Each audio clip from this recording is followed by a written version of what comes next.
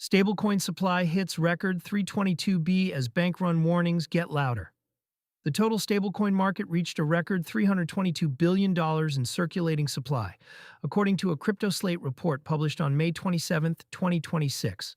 The milestone arrives weeks after the segment cleared $318 billion and overtook the foreign exchange reserves of 95 sovereign nations. And it lands alongside a new round of warnings from policy researchers that the largest issuers still operate without the deposit insurance, supervision, or lender of last resort access that backstop conventional banks. The headline number conceals a sharp concentration. Tether's USDT and Circle's USDC together account for roughly 86% of supply, with Tether alone above $170 billion and USDC near $80 billion. The rest is split across a long tail that includes Sky's USDS, Athena's USDE, PayPal's PYUSD, and First Digital's FDUSD, with several issuers chasing local currency tokens in jurisdictions including Brazil, Georgia, and South Korea. The risk that scales with the supply researchers cited in the Crypto Slate piece argue that stablecoins now sit at a size where their failure mode matters for the broader financial system, not just for crypto traders. The mechanics are familiar to anyone who has read a 19th century banking history. An issuer holds reserves, mostly in U.S. Treasury bills and bank deposits, and promises one-to-one redemption on demand. If redemptions spike faster than the issuer can liquidate reserves at par, the peg breaks. If the peg breaks, more holders redeem. The feedback loop is the same one that produced bank panics before the Federal Deposit Insurance Corporation was created in 1933. That history is exactly the comparison the warning camp keeps reaching for. Stablecoin issuers are larger than many regional banks, but their reserves are not insured, their disclosures are not standardized across jurisdictions, and they cannot tap a central bank facility if the treasury market seizes up. Circle came closest to that scenario in March 2023, when $3.3 billion USDC reserves were temporarily stuck at Silicon Valley Bank, and the token traded as low as 0.87 before federal intervention restored access to the funds. The reserve question is not settled. Tether publishes quarterly attestations and reports holdings concentrated in U.S. Treasury bills, repo, and gold.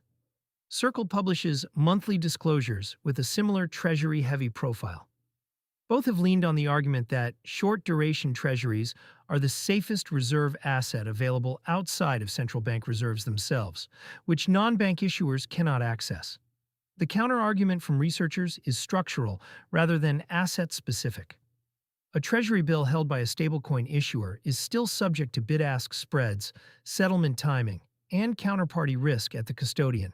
A redemption wave that requires selling tens of billions of bills inside 48 hours could push prices below par, especially during a broader market stress event when liquidity for any asset is thinnest.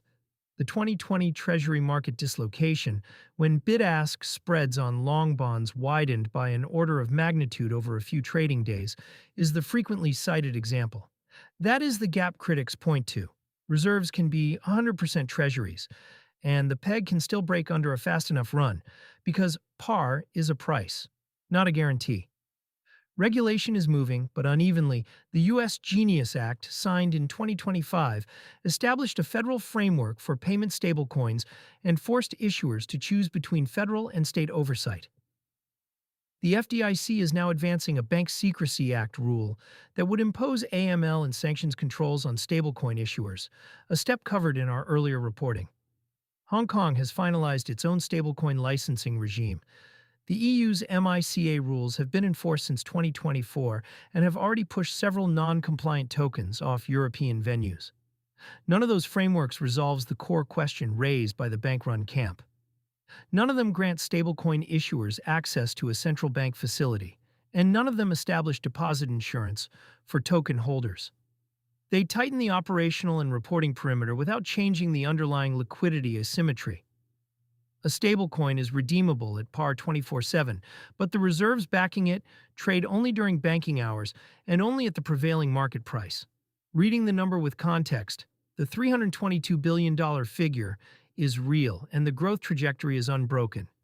Stablecoins are also doing useful work, settling cross-border payments, providing dollar exposure in jurisdictions where dollar bank accounts are restricted, and serving as the dominant collateral asset across decentralized exchanges. Daily transfer volumes regularly exceed $50 billion across the major chains. But the same scale that makes the system useful also makes the policy stakes larger. A 5% redemption event on Tether alone would require liquidating roughly $8.5 billion of reserves inside the redemption window. A 20% event would mean $34 billion. The largest money market funds handle that volume with daily disclosure, federal oversight, and access to Federal Reserve facilities through their sponsoring banks. Stablecoin issuers handle it with attestations and bank deposits. The warning is not that a run is imminent, it is that the architecture for absorbing one without contagion still does not exist.